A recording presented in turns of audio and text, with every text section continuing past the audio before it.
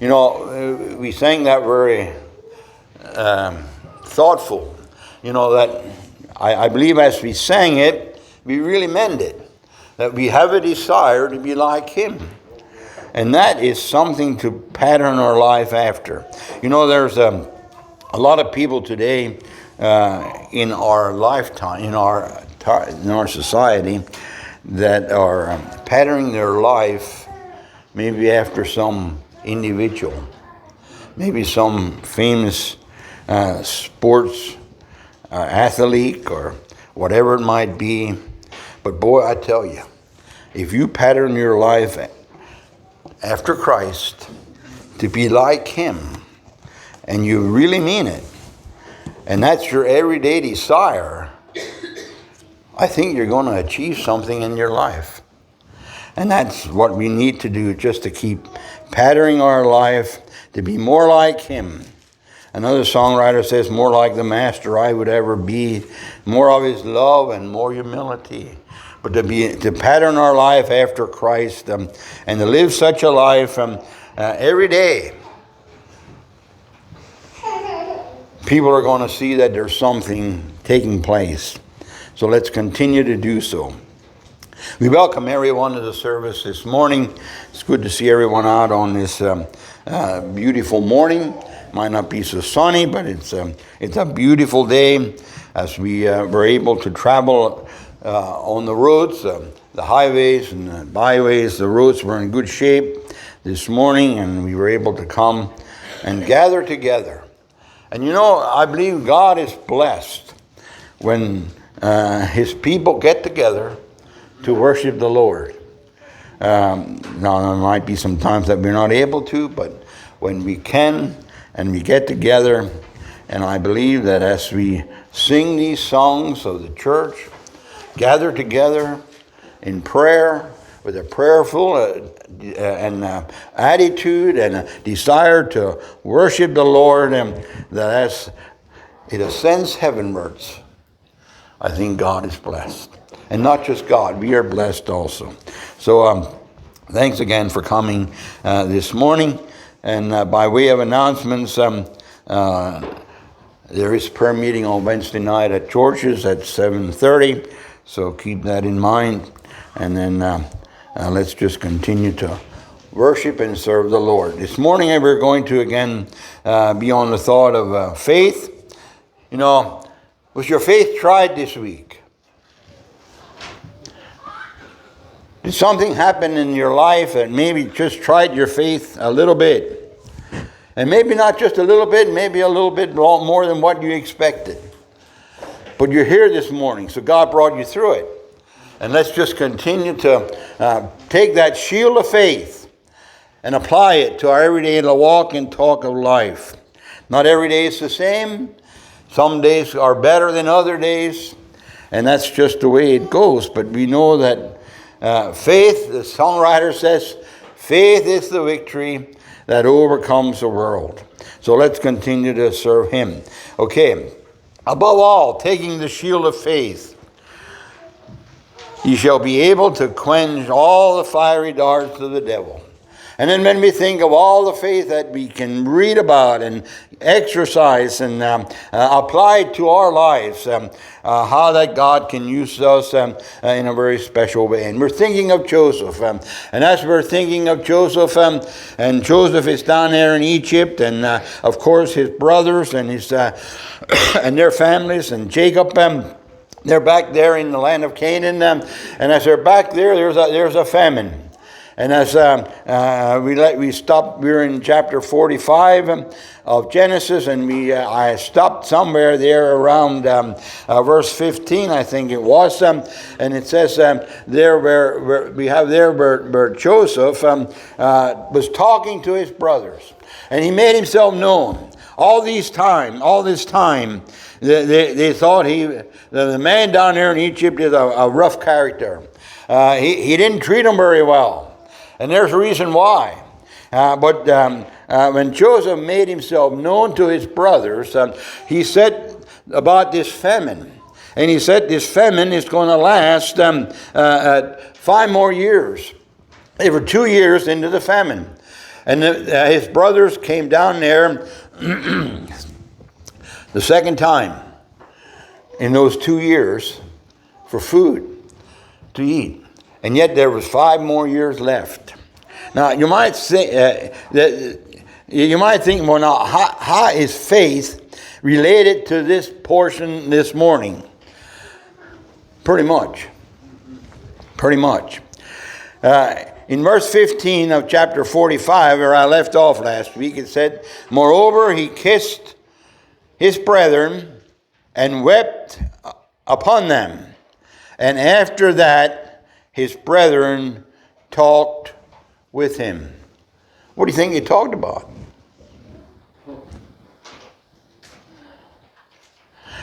It seems to me like they were speechless all the time that Joseph was making himself known to them. And he made it very clear that God meant this for a special purpose. And they weren't supposed to be angry with themselves. But now it says here that he kissed his brethren and they talked with him. And then it says, and the fame, in verse 16, and the fame thereof was heard of in Pharaoh's house, saying, "Joseph's brethren are come, and it pleased Pharaoh well, and he and his servants." Now here again you can see the hand of God in all of this. That Joseph had a relationship with Pharaoh and with all the Egyptians, that they respected him. And now when word comes that his brethren are there, it stirs something up in Pharaoh's heart. And it pleased Pharaoh, and it pleased the servants. And Pharaoh now opens up his heart. And Pharaoh said unto Joseph, "Say unto thy brethren, this do ye." Now, Joseph had almost, I'm getting confused here. Pharaoh left almost everything up to Joseph. But now Pharaoh makes a command to Joseph.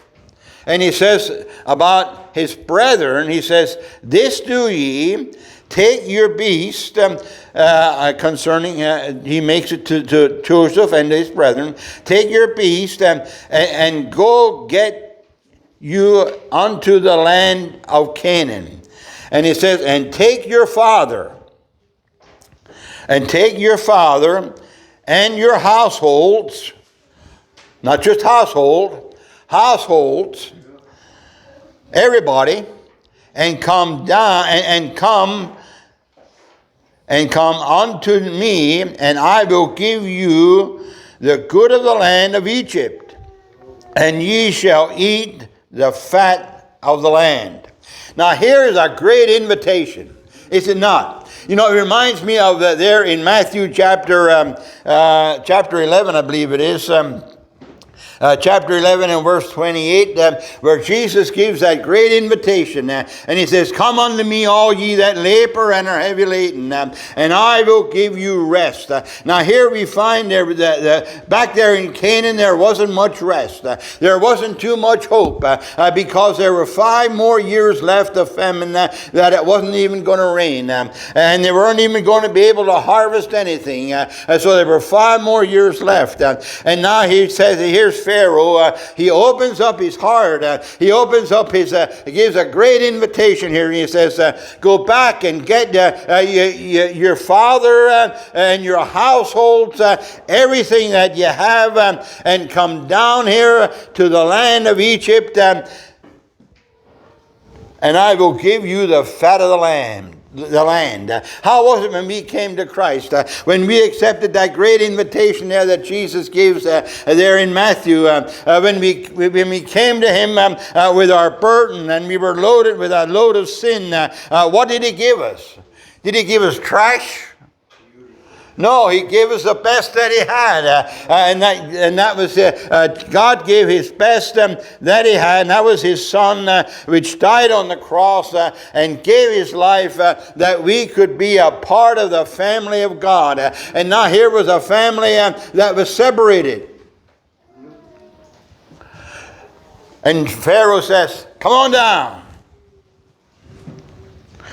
I got something to share with you. And it says, now thou art commanded. Do this. You know, Pharaoh is insisting here. He says, thou art commanded, this do ye, take your wagons, take you wagons out of the land of Egypt. So he also furnishes transportation out of the land of Egypt for your little ones and your wives, and bring your father and come. And come. What an invitation. Come. Also, regard not your stuff, for the good of the land, for the good of all the land of Egypt is yours. The very best. Now, we know that when they got down there, they were directed into the land of Goshen. And there in Goshen, if I pronounce it right, that's the best land down there in Egypt. And isn't that how it was when we came to Christ? What did he give us? He gave us his best. He gave us his best.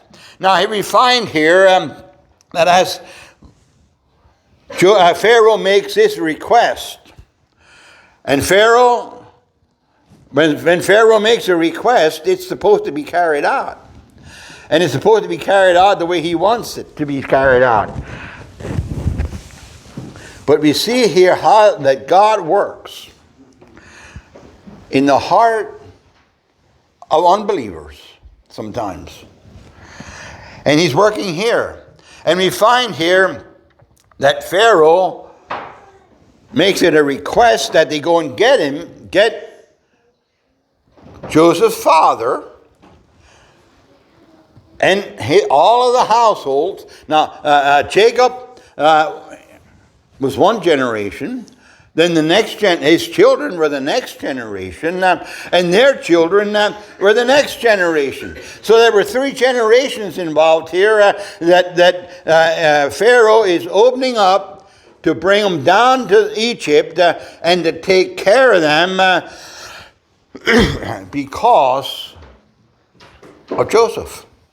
How did Joseph get there? Well, we know that. We went over that time and time and time again.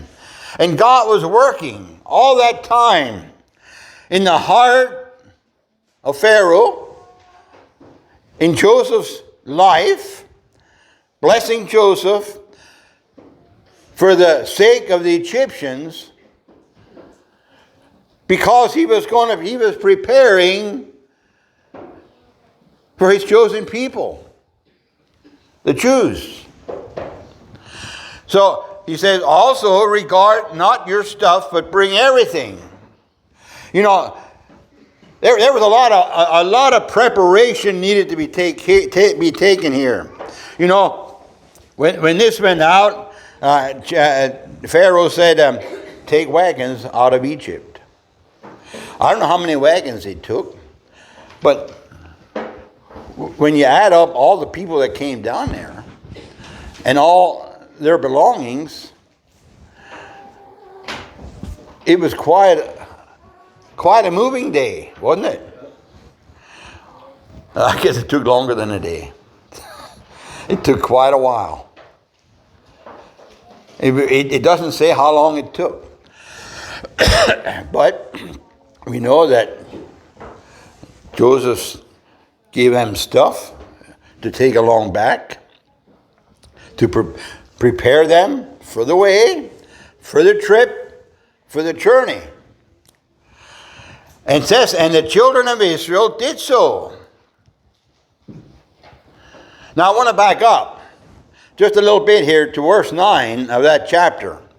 It says, now Joseph here is when he makes himself known to his brothers, and he starts telling them about going back to get Jacob.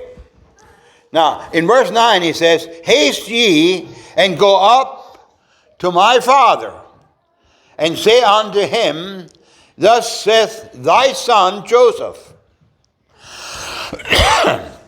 God hath made thy son, God hath made me Lord of all Egypt. Come down unto me, tarry not." So, Joseph says here, haste. What does haste mean? Get going. Don't waste no time. Get on it. Get moving.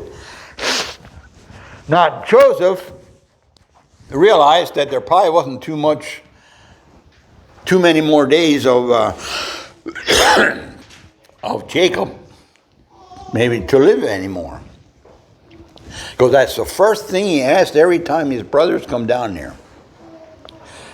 Is your father yet alive? Is your father yet alive? So he says, now you go back and you get him. Now, here's where a lot of faith comes in now. How are they going to tell his father that Joseph is alive?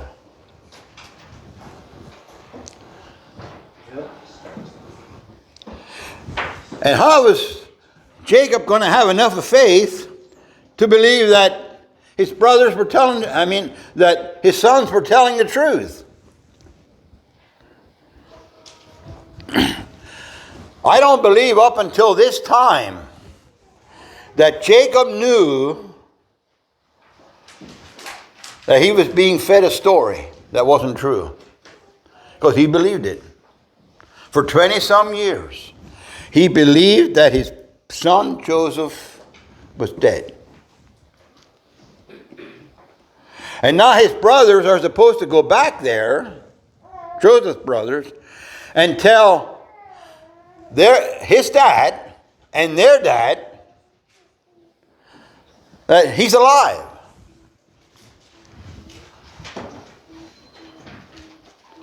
That takes a lot of faith on a father's part, I would think, to think your son is dead for 20-some years, and then all of a sudden he sees a bunch of wagons coming and some donkeys, and they come back and they say, Joseph is alive. And you're supposed to come down to Egypt where he is the Lord, up next to Pharaoh.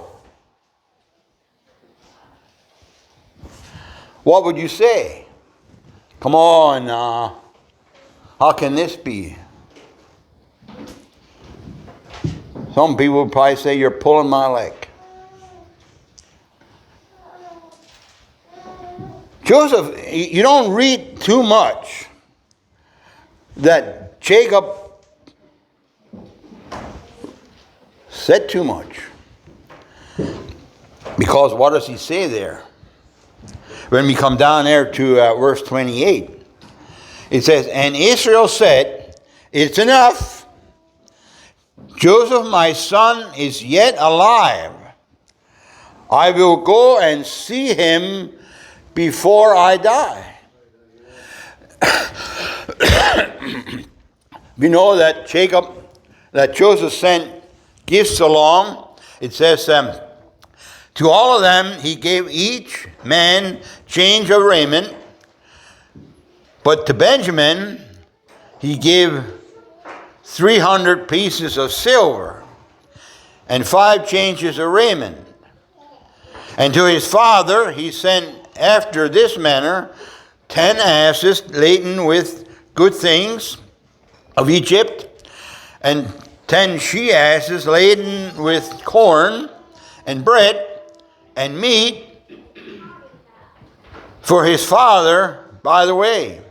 And he sent his brethren away, and they departed, and said unto them, See that ye fall not out by the way. Now, why did he say that? Did he think maybe they turned on him once? Did he think maybe they're going to chicken out? Pardon me for saying it that way, but maybe they're going to chicken out and not go through with it. You'd think not, but he said, "See that ye fall not out by the way, and you don't get misled." They had a tremendous job ahead of them. They had to convince their father that they told a lie. They had to convince their father that Joseph is yet alive. Of course, when all them wagons came, and we don't know how many it was, but it was more than a U-Haul truck, I'm sure.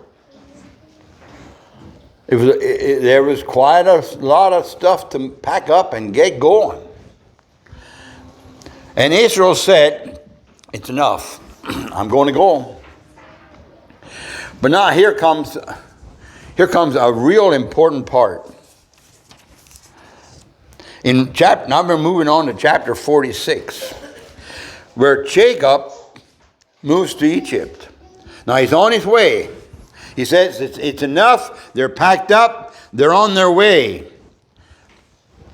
It says, and Israel took his journey. Jacob took his journey with all that he had, and came to Beersheba, and offered sacrifices unto God and to his father, unto God of his father Isaac. Now they're on their way. And here we find that God appears.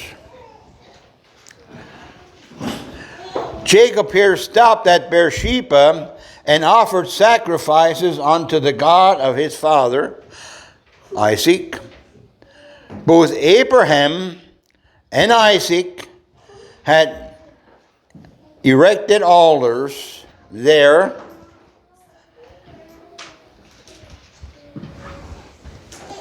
Now when Jacob is on his way down there to Egypt, it says he stopped at Beersheba there, and he offered a sacrifice. And verse 2, and God spake unto Israel, referring to Jacob, in the visions of the night, and said, Jacob, Jacob. And he said, here am I.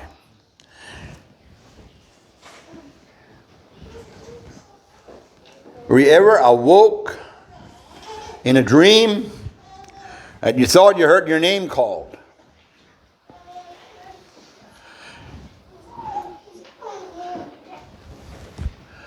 Well, I'm thinking here that as Jacob was there at that altar and he offered this sacrifice, it says that God spake unto Israel in the visions of the night. Jacob, Jacob. And he said, here am I. He answered to his name. And he said,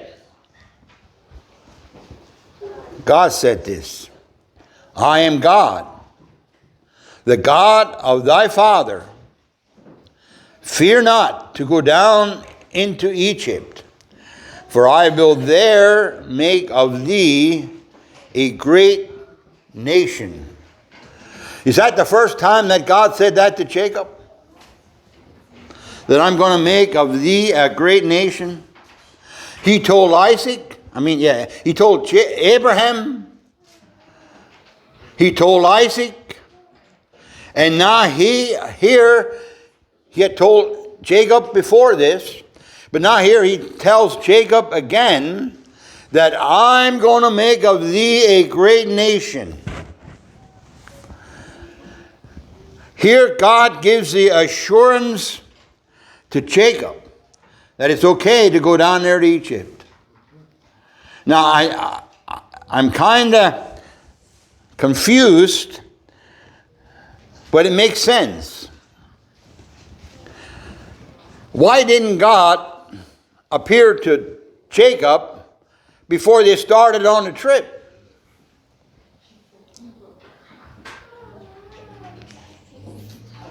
Why did he wait until Jacob was on the way?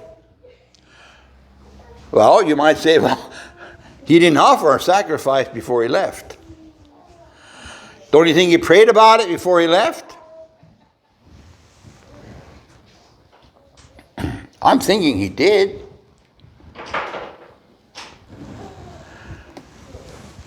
But Jacob had to make the first start that he's willing to go down there. You know, we can spiritualize on this a little bit too. When you came to the altar, when did God save you?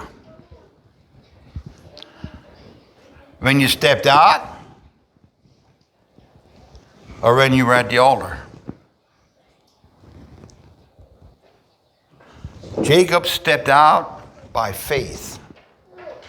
He's going to go down there and he's going to see Joseph.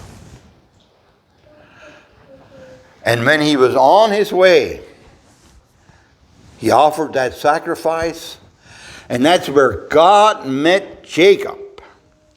And he said, I am God, the God of thy father. Fear not. Oh, thank God. When God says that he is God, and we're not supposed to fear, we know that if we're in God's hands, we don't have to fear, because we're in good hands. And Jacob here steps out by faith. He receives a report from his sons that Joseph is alive. He's down there in Egypt. He gave that great invitation, and Pharaoh rubber-stamped it and said, come down here, we're going to give you the good of the land, where you belong. And Jacob's on his way. He says, I will there make of thee a great nation. I will go down there with thee. Isn't that wonderful? That God says, I will even go with you into Egypt. And I will also surely bring thee up again. And Joseph shall put his hand upon thine eyes. And Jacob rose up from Beersheba, and the sons of Israel carried Jacob, their father, and their little ones, and their wives, in the wagons which Pharaoh had sent to carry him. And they took their cattle and their goods, which they had gotten in the land of Canaan, and came into Egypt. And Jacob and all his seed with him, his sons and his sons' sons with him, his daughters and his sons' daughters, and all his seed brought he with him into Egypt. What a journey. A journey of faith. You know, there's nothing, absolutely nothing, that's impossible with God. And God is going to preserve his people. He says here to Jacob, I will go down with you in Egypt, and I will also surely bring you out again. What a promise. And here we find that Jacob receives this precious promise. I don't believe there was a doubt in Jacob's mind anymore, because God said, what does he say there? In verse 4, no, in verse 3, he says, first he says in verse 3, I am God. I will there make of thee a great nation. I. Verse 4, I will go down with thee. Verse 4, I will also surely bring thee again. When God says, I will do this, he will do that.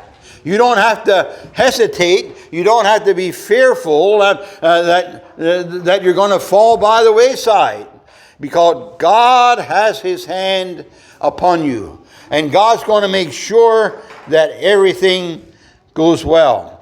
Now, this brings us down there where we find that after he receives this tremendous promise from God, he goes down there, and this brings us up there to verse 8, and there it says about Jacob's family, and I think we're going to stop around here, and we find that from verse 8 up until verse 28, it speaks about the descendants, the offspring of Jacob. It speaks about the children that he had there with Leah, and also the children that he had there with Rebekah. And if you add them up, from the time there from verse 8 to verse 28, you come up to about 70 people. Now, there were about 66 that traveled from Canaan down there to Egypt. That's kind of a pretty big group, isn't it? Adding all of their belongings. Well, you might say they probably didn't have as much belongings as we do today. Well, I doubt that. I don't believe they did, but they probably had, you know how things add up pretty quick. A lot of things they had to move. Plus the livestock. They didn't haul the livestock had to walk. And a lot of people probably had to walk. It took some time for all this to be transported from Canaan to Egypt. And then God's promise upon them. I'll be with you. I'm going to go down there with you. You know, wasn't it when Abraham went down there to Egypt that he didn't have quite enough of faith? Let me test you quick here. What did Abraham do when he didn't have enough of faith when he went down there to Egypt? He lied, yeah. God said to Jacob, you don't have to lie. I'm going to protect you. And he said, I'm going to bring you out again too. Now, there were 66 people, roughly 66 people, as I added them up here when I was getting ready for this sermon this morning, there were a few that were already down there. But when you think of 66 people that went down there, and you go into the book of Exodus, and you find out how many came out of Egypt, God blessed them. And when God's hand is upon us, He's going to see to it that He takes care of His own. So let's just continue to realize that when we're in God's hands, we're in safe hands. Let's stand together for the closing prayer.